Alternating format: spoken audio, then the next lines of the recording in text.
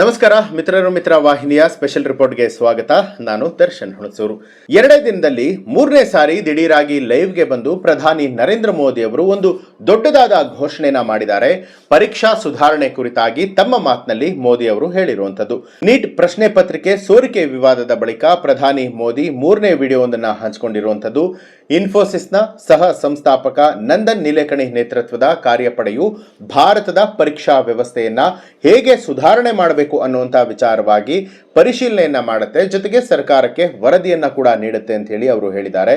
ಇನ್ನು ಶಿಕ್ಷಣದ ಸುಧಾರಣೆಗಾಗಿ ನಂದನ್ ನಿಲೇಕಣಿ ನೇತೃತ್ವದಲ್ಲಿ ಹೊಸದಾಗಿ ಟಾಸ್ಕ್ ಫೋರ್ಸ್ ಅನ್ನ ಕೂಡ ರಚನೆ ಮಾಡಲಾಗುತ್ತೆ ಅಂತ ಹೇಳಿ ಮೋದಿ ಅವರು ಘೋಷಣೆ ಮಾಡಿದ್ದಾರೆ.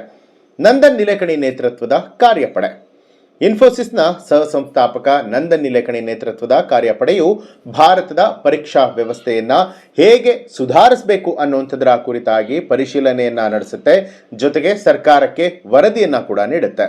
ಈ ಒಂದು ವರದಿಯನ್ನ ಆಧಾರವಾಗಿ ಇಟ್ಕೊಂಡು ಮುಂಬರುವಂತಹ ಪರೀಕ್ಷೆಗಳ ವಿಶ್ವಾಸಾರ್ಹತೆಯನ್ನ ಖಚಿತಪಡಿಸಿಕೊಳ್ಳುವಂತಹ ಕೆಲಸವನ್ನ ಮಾಡಲಾಗುತ್ತೆ ಅಂತೇಳಿ ಮೋದಿ ಈ ರೀತಿಯಾಗಿ ತಿಳಿಸಿದ್ದಾರೆ. ಸ್ನೇಹಿತರೆ, ವಿದ್ಯಾರ್ಥಿಗಳ ಭವಿಷ್ಯಕ್ಕಾಗಿ ಭಾರತ ಸರ್ಕಾರ ನಿರಂತರವಾಗಿ ಹಲವಾರು ಕ್ರಮಗಳನ್ನು ತೆಗೆದುಕೊಳ್ತಾ ಇದೆ. ವಿದ್ಯಾರ್ಥಿಗಳ ಭವಿಷ್ಯದ ಜೊತೆಗೆ ಆಟ ಆಡದವರು ಜೈಲಲ್ಲಿ ಕುಳಿತಾ ಇದ್ದಾರೆ. ನಾವು ತ್ವರಿತ ನ್ಯಾಯಾಲಯಗಳನ್ನು ಸ್ಥಾಪನೆ ಮಾಡ್ತೇವೆ. ಇನ್ನು ಸಂಸತ್ತಿನಲ್ಲೂ ಕೂಡ ಈ ಬಗ್ಗೆ ಕಠಿಣ ಕಾನೂನು ನಿರ್ಬಂಧನೆಗಳೊಂದಿಗೆ ಹೊಸ ಕಾನೂನನ್ನು ರೂಪಿಸುವಂತಹ ದಿಕ್ಕಿನಲ್ಲಿ ನಾವು ಮುಂದುವರಿತೇವೆ ಅಂತ ಹೇಳಿ ಪ್ರಧಾನಿ ಮೋದಿ ಅವರು ಈ ಒಂದು ವಿಡಿಯೋ ಮೂಲಕ ತಿಳಿಸಿರುವಂಥದ್ದು. ಇನ್ನು ನಾವು ಭವಿಷ್ಯಕ್ಕಾಗಿ ಯೋಚಿಸಬೇಕು.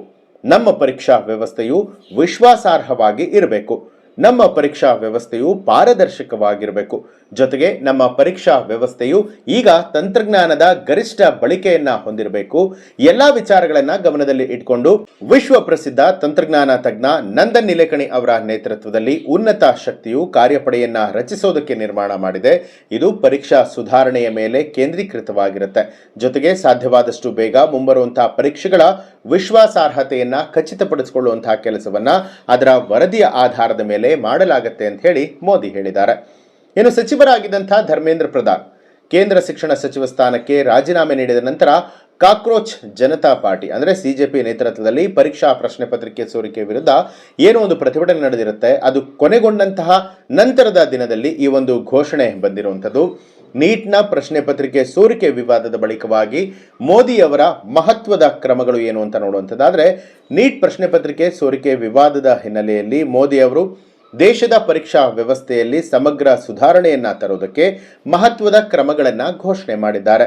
ಈ ಒಂದು ಸುಧಾರಣೆಗಳ ಪ್ರಮುಖ ಭಾಗವಾಗಿ ಇನ್ಫೋಸಿಸ್ನ ಸಹ ಸಂಸ್ಥಾಪಕರಾದಂತಹ ನಂದನ್ ನಿಲೇಕಣಿ ಅವರ ನೇತೃತ್ವದಲ್ಲಿ ಉನ್ನತ ಮಟ್ಟದಂಥ ಕಾರ್ಯಪಡೆಯನ್ನ ರಚಿಸಲಾಗಿರುವಂಥದ್ದು. ಈ ಒಂದು ಕಾರ್ಯಪಡೆ ಏನಿದೆ ಪರೀಕ್ಷಾ ವ್ಯವಸ್ಥೆಯನ್ನ ಹೆಚ್ಚು ವಿಶ್ವಾಸಾರ್ಹತೆಗೊಳಿಸುತ್ತೆ, ಪಾರದರ್ಶಕ ಹಾಗೆ ವಿದ್ಯಾರ್ಥಿಗಳ ಕೇಂದ್ರೀಕೃತವಾಗಿಸುವುದಕ್ಕೆ ತಂತ್ರಜ್ಞಾನವನ್ನು ಬಳಸುವಂತಹ ಕಡೆಗೆ ಇದು ಹೆಚ್ಚಿನ ಗಮನವನ್ನು ಹರಿಸುತ್ತೆ ಅನ್ನುವಂಥದ್ದು.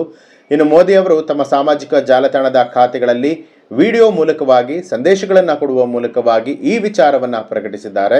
ವಿದ್ಯಾರ್ಥಿಗಳ ಭವಿಷ್ಯದೊಂದಿಗೆ ಯಾರೆಲ್ಲ ಆಟ ಆಡ್ತಾರೆ ಅವರೆಲ್ಲರಿಗೆ ಶಿಕ್ಷೆಯನ್ನು ಕೊಡಲಾಗುತ್ತೆ, ಕಠಿಣವಾಗಿ ಶಿಕ್ಷೆ ಕೊಡಲಾಗುತ್ತೆ ಅನ್ನುವಂತಹ ಭರವಸೆ ಕೊಟ್ಟಿರುವಂಥದ್ದು.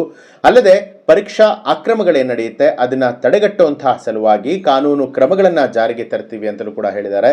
ಇನ್ನು ಇದೇ ನಿಟ್ಟಲ್ಲಿ ಸಂಸತ್ತಲ್ಲಿ ಸಾರ್ವಜನಿಕ ಪರೀಕ್ಷೆಗಳ ತಿದ್ದುಪಡಿ ಮಸೂದೆ ಏನಿದೆ ಅದನ್ನು ಕೂಡ ಮಂಡಿಸಲಾಗುತ್ತೆ. ಕಠಿಣ ಕಾನೂನು ಕ್ರಮಗಳನ್ನು ಫಾಸ್ಟ್ ಟ್ರ್ಯಾಕ್ ನ್ಯಾಯಾಲಯ ಸ್ಥಾಪನೆ ಮಾಡಲಾಗುತ್ತೆ. ಜೊತೆಗೆ ಕಠಿಣ ಶಿಕ್ಷೆಯನ್ನ ಅವರಿಗೆ ಕೊಡಲಾಗುತ್ತೆ ಅನ್ನುವಂಥದ್ದು ಕೂಡ ಇಲ್ಲಿ ಗಮನಿಸಬೇಕಾಗಿರುವಂತಹ ಅಂಶ. ಇನ್ನು ಈ ಒಂದು ಕ್ರಮಗಳ ಮೂಲಕವಾಗಿ ಕೇಂದ್ರ ಸರ್ಕಾರ ಪರೀಕ್ಷಾ ವ್ಯವಸ್ಥೆ ಏನಿದೆ ಅದರ ವಿಶ್ವಾಸಾರ್ಹತೆಯನ್ನ ಖಚಿತಪಡಿಸಿಕೊಳ್ಳೋದಕ್ಕೆ, ಜೊತೆಗೆ ಭವಿಷ್ಯದಲ್ಲಿ ಇಂತಹ ಅಕ್ರಮಗಳು ಮತ್ತೆ ನಡಿಬಾರದು ಅನ್ನುವಂತಹ ರೀತಿಯಲ್ಲಿ ತಡೆಯೋದಕ್ಕೆ ಬದ್ಧವಾಗಿದೆ ಅಂತ ಹೇಳಲಾಗುತ್ತೆ. ಇದೆಲ್ಲದರ ಜೊತೆಗೆ ಇವತ್ತು ಸಂಸತ್ ಆವರಣದಲ್ಲೂ ಕೂಡ ವಿರೋಧ ಪಕ್ಷಗಳು ಪ್ರತಿಭಟನೆಯನ್ನ ನಡೆಸ್ತಾ ಇರುವಂಥದ್ದು.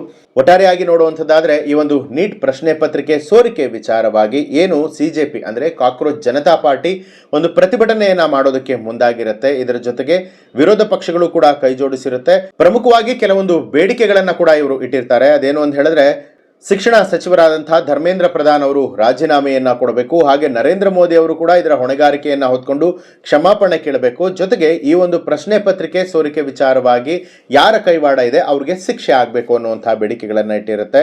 ಅದರಲ್ಲಿ ಈಗ ಒಂದು ಲೆಕ್ಕದಲ್ಲಿ ಸಿಜೆಪಿಗೆ ಹಾಗೆ ನಮ್ಮ ಯುವ ಜನಾಂಗಕ್ಕೆ ಒಂದು ರೀತಿ ಗೆಲುವು ಸಿಕ್ಕಿದೆ ಅಂತ ಹೇಳ್ಬೋದು. ಶಿಕ್ಷಣ ಸಚಿವರು ರಾಜೀನಾಮೆಯನ್ನ ಕೊಟ್ಟಿದ್ದಾರೆ. ಇನ್ನು ಸಂಸತ್ನಲ್ಲೂ ಕೂಡ ಈ ಬಗ್ಗೆ ಸಾಕಷ್ಟು ಚರ್ಚೆಗಳಾಗ್ತಾ ಇದೆ. ಏನೆಲ್ಲ ಆಗುತ್ತೆ, ಹೇಗಾಗುತ್ತೆ ಅನ್ನುವಂಥದ್ರ ಬಗ್ಗೆ ಖಂಡಿತವಾಗಿಯೂ ಕೂಡ ಪ್ರತಿಯೊಬ್ಬ ವಿದ್ಯಾರ್ಥಿಯೂ ಜೊತೆಗೆ ಭಾರತ ದೇಶದ ಜನತೆ ಕಾದು ಕೂತಿರುವಂಥದ್ದು.